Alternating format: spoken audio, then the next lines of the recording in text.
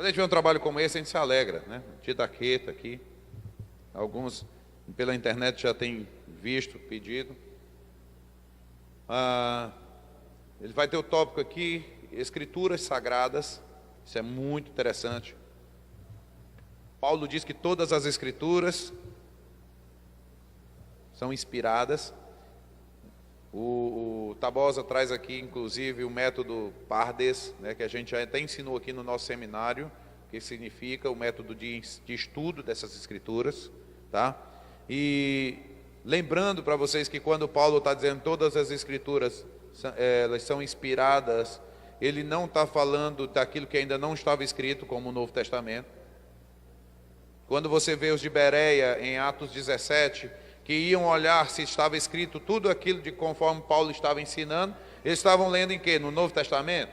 Não, lógico que não tinha isso escrito. Então, aonde eles estavam lendo? Na Torá, nos profetas.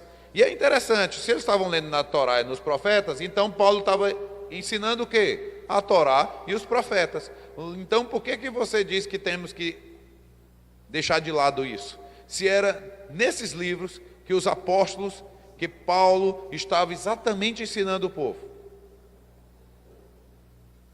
Escrituras sagradas. Aí vem aqui, Elohim, que é Deus, Yeshua e Ruach. Por que eu disse A? Porque Ruach, em hebraico, isso é feminino. Se a gente fosse traduzir, teria que ser assim, a espírita. Você sabia que no hebraico é feminino? As mulheres aí se empolgam, né? Então o Espírito de Deus é feminino. Tá certo? Ruach HaKodesh. Quem está pegando a aula aqui de hebraico já estudou isso, né? O Farid já passou para nós o entendimento que Ruach, né, é feminino. Mas não entendam isso. Deus não tem sexo. Não vamos pensar que aí é a brecha para isso. Não tem isso não. Tá? É um conceito, não tem nada a ver com a questão de que Deus é masculino e feminino. Isso não existe. Israel, é um outro tópico, Israel, judeu e a geografia. Isso é algo fantástico da gente aprender. Inclusive, um dos materiais que nós estamos próximo domingo, não é isso? Dia 19, né? Nós vamos estar se reunindo lá na Praça do Ferreira, vários líderes. Eu convoco você às 8 horas, porque isso veio, inclusive, né, lá da Ensinando de Sião, passaram essa instrução para nós. Então nós marcamos já qual é a praça, não sei se o Tabosa já passou para eles a informação da praça, né, de que uma vez por mês, e vai ser o terceiro domingo, cada terceiro domingo, nós estaremos indo para a Praça de Ferreira. Vamos até, se puder, o Vinícius está lá com máquina para fotografar, para a gente colocar, né, expor essas informações dentro do nosso site, para que cada um bote também nos seus Face. Nós estaremos ali reunindo com blusas azuis, blusa branca, bandeira de Israel, o que você tiver. Nós estaremos orando um clamor por Israel. Tá? A Ratzion estará enviando motivos de oração. Então, nós estaremos ali nos reunindo todo o terceiro domingo para orar por Israel a partir das 8 horas. Vai ser ótimo para a Peniel, porque ora aqui na Praça Ferreira 8 horas, já vem para cá e começa o culto. Então, ninguém vai chorar, vai achar bom. Então, assim, meu amado, por quê? Nesse período, nós estamos preparando um material também para quem passa a gente entregar. Inclusive, abrir na mentalidade do povo, porque quando o Tabosa bota aqui a parte da geografia, as pessoas desconhecem, e é bom a gente apresentar isso, que as pessoas ficam assim, tadinho dos palestinos, os bichinhos não têm terra, aquela coisa toda. E nós vamos trazer a consciência do povo, porque um material que nós vamos fazer, inclusive o Tabosa me deu a liberdade de remontar, para botar geograficamente a imagem da quantidade de países árabes, o tamanho do território para o tamanho do território de Israel em relação a toda a grandeza de territórios árabes. E mostrar que não tem esse tadinho não, porque tadinho, se esses que são árabes falam a língua árabe, que são islã, tem tudo a ver com os árabes, porque não estão dentro da terra dos árabes. Que tem tanta terra, está brigando por uma tripa menor do que Sergipe. Em Israel, se você der uma cuspida muito forte nela lateral, pode ser que caia de uma ponta e caia lá no mar Mediterrâneo. Porque atravessa o país todo. Às vezes é exagerado para você entender como é pequeno. Mas é pequeno mesmo. É tão pequeno, queridos, que você vê o Rio Jordão. Vai olhar o Rio Ceará aqui, o Cocó, que a gente chama. É maior. É sério. Aí você vai conhecer lá o monte, né, onde houve o Sermão do Monte. Aí você fica imaginando aquela montanha, né, como a gente vê aqui, pelo menos para Cajus. Mesmo não é. Quem já foi ali no aterro ali do Janguruçu, é mais ou menos daquele tamanho, se não for menor. Porque tudo é tão pequeno. Um lago lá foi chamado de mar. O mar da Galileia é um lago. E eles mesmos dizem isso. Israel, tudo é tão pequeno que as coisas que ficam um pouquinho maior, a gente já exagera aqui. Para você ter ideia. E o povo está brigando por um negócio desse. Aí você passa para a Jordânia e vai ver o tamanho de terra que eles têm. Exatamente. E ainda vai ficar na nossa mão. Desce para a Península Arábica, vai olhar o tamanho dali. Sobe para a Síria, olha o Egito, tudo na mão dos árabes. Por que não dão essas terras para eles? Quer enganar a gente? Mas nós vamos mostrar, porque as pessoas, às vezes, quando a gente fala, a gente não tem a noção quando você vê aquilo na foto ou numa imagem, né, projetada. E eu tenho mais ou menos isso já preparado para colocar. Aí as pessoas vão sentir vergonha por ficar contra Israel a favor de um povo que tem tanta terra. Porque hoje o politicamente correto é ficar pela minoria, né? Ah, são os MST, o bichinho não tem terra. Não é isso não, filho. Tem terra muito lá para botar eles para lá. Tá certo? Então essa questão aqui, Israel, judeu e a geografia, a promessa de Deus na terra prometida, não é terra ocupada. Isso seja corrigido em nossos lábios. E tem também aqui, falando da Kahal, igreja. Uma vez eu vi um ensinamento da Valnício, eu achei muito legal. Que ele diz assim, as pessoas gostam de chamar eclesia, né? Eclesia. Vai para o grego. Chama Kahal. Ah, é porque vocês estão querendo falar no hebraico. Não. É porque os significados são bem diferentes. Quando você tem uma reunião de condomínio, você está no eclesia. É sério. Qualquer reunião, uma reuniãozinha do time de futebol que vocês marcaram, é uma eclesia. Depois que ela se acaba, cadê a eclesia? Não existe mais.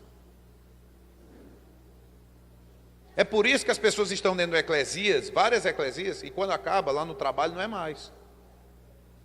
No trabalho não há testemunho. Onde elas estão vivendo, não há testemunho. Porque eles só são quando entram dentro de umas portas de um templo. Não, agora estamos na eclesia. Não, entramos na casa do Senhor. Aí muda tudo. É para mudar sim. Você já tem que ser bom e quando entra aqui tem que ser ótimo. Então, carralo significa outra coisa. É ser aqui, é ser lá. Você é. Por isso que é diferente. E, por último aqui, a bibliografia do autor. Então você vai conhecer um pouco mais do pastor Tabosa. Queridos, eu quero convidar até o pastor Tabosa aqui. É verdade. É porque eu me esqueço, Priscila, sempre. Eu falo de oferta, pastor Tabosa, e eu esqueço de pedir oferta ao povo. Tenho mania. Sabe? Eu não ligo para isso. Eu vou fazer um momento para você trazer a tua oferta aqui. Eu não vou nem fazer louvor, não. Você vai vir aqui, vai trazer a tua oferta, e o pastor Tabosa vai continuar aqui. Então, o desenrolar aqui da questão do livro, o que motivou ele a fazer, né, a escrever, e eu creio com uma benção. Eu vejo outros líderes aqui, estou vendo também o Samuel está ali atrás. O Marcelo veio? O Macabe? Não, o Macabe, o líder dele. Mas tu aí, Marcelo, que benção, você está aí. Que hoje tem evangelismo, que eu estou vendo sua cara, vamos arrombar aí as portas do inferno por aqui. Vamos mostrar como é que Israel faz. O diabo quis perturbar de ontem para hoje. Hoje vamos fazer um negócio dobrado, botar bomba lá na cabeça dele aí para destruir. Eu quero hoje 5 famílias. Tá certo? O negócio é assim. O diabo entender que a gente não está para brincadeira, não. Mexeu, vai levar o troco maior. Tem mais alguém aqui que é algum líder de alguma congregação que está aqui conosco? O Samuel vem representando, né? O Marcelo não pôde vir, não. Pôde? Ou ele vai vir? Pode ser, né? Glória a Deus.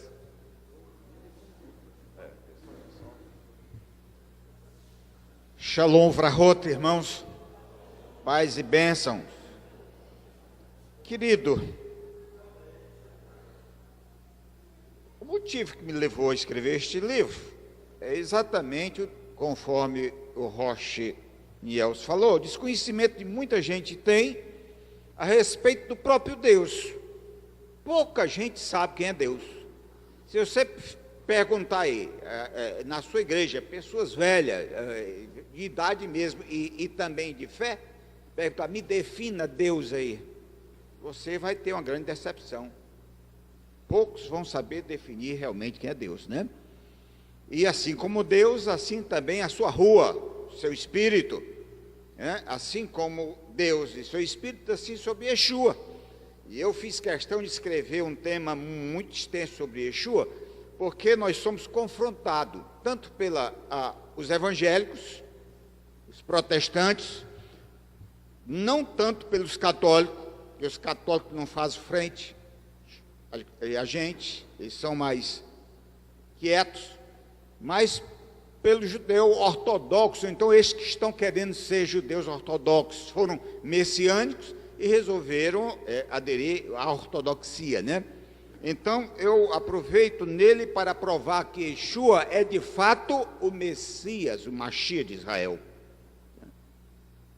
E o outro tema que eu trato é sobre a Kahal, a igreja, mostrando o relacionamento em que há Israel com a igreja. Ela não veio para substituir Israel, mas ela tem que ser uma com Israel. Ela não foi aglutinada, ela não foi enxertada na oliveira verdadeira que é Israel, então é para que ela tenha compromisso com Israel e os dois sejam bênção para o mundo, né? E pouca gente sabe disso, infelizmente.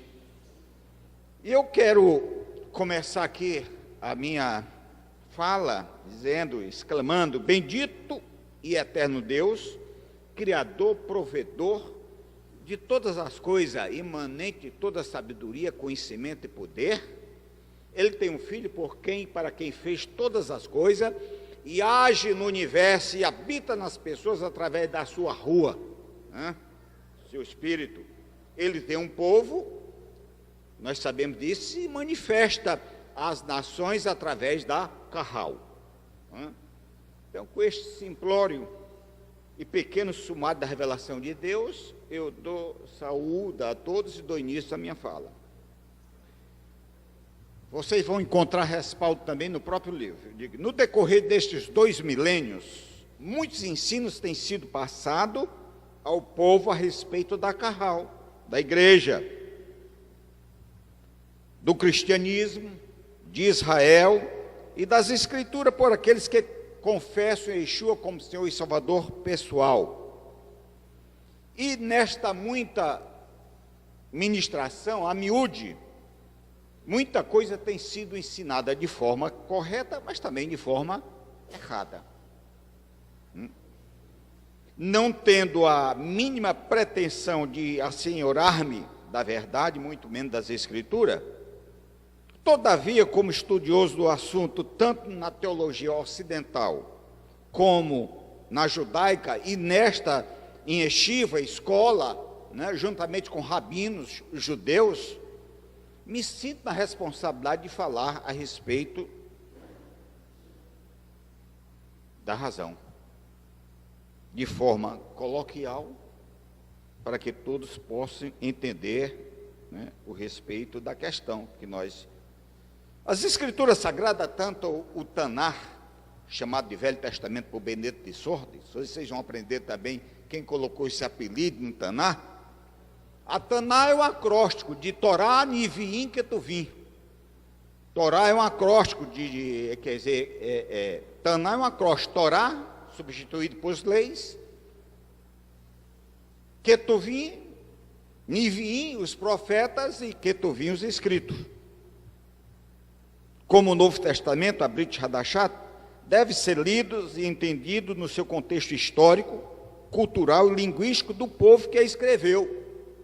Qual o povo que escreveu? Foi o povo grego? Foi o povo romano? Foi o povo brasileiro? Evidentemente, o povo judeu, né? O povo judeu. De acordo com o gênero que foi escrito: poético, narrativo, literal, discursivo, retórico e temático. Alegorizar e espiritualizar é a pior forma de se entender as Escrituras, e que muita gente tem feito. Por interpretações maldosas, os judeus sofreram horrores na Inquisição, na Espanha, em Portugal, na América Latina, inclusive no Brasil, por quase 300 anos, aplicada pela igreja dominante da época, católica, apostólica, romana, através dos pogroms, nas masmorras, exposto ao frio e à fome, nas fogueiras queimando judeus vivos ou mortos, e nos instrumentos de tortura para confessar o que não deviam e nem tinham para fazer, nas conversões forçadas ao catolicismo romano, o novo converso, nos sequestros de filhos menores de 20 anos para serem criados e educados por famílias católicas, com crianças arrancadas dos braços das mães, né, e arrojadas contra as paredes das casas para esmagar o crânio. Eles foram desapropriados dos seus bens, humilhados, oprimidos, expulsos e pilhados, sem direito a qualquer justiça dos homens. Infelizmente, tudo em nome da religião. Pior ainda, empunhando uma cruz e em nome de Yeshua. Razão, que eu digo aqui, para até hoje o judeu não messiânico tremer e marginalizar o rótulo messiânico, cristão, evangélico, e continuar rejeitando Yeshua como o Mashiach de Israel. Tudo por doutrina errada, ensinamentos de homens. Eu espero que este livro possa também responder aos seus questionamentos, dirimir suas dúvidas e possa ajudar a formar conceitos justos para serem aplicados na sociedade. A Torá ensina isso, como viver em sociedade, como respeitar a ecologia. Tudo temos na Torá, e este livro também se propõe a isso. Acrescentar mais conhecimento ao seu intelecto, vindo sedimentar mais sua fé, atendendo assim os objetivos para os quais se propõe. Não tenha medo de confrontar com este livro a história e a teologia de aproximadamente 1.600 a 1.700 anos, já conhecida por você.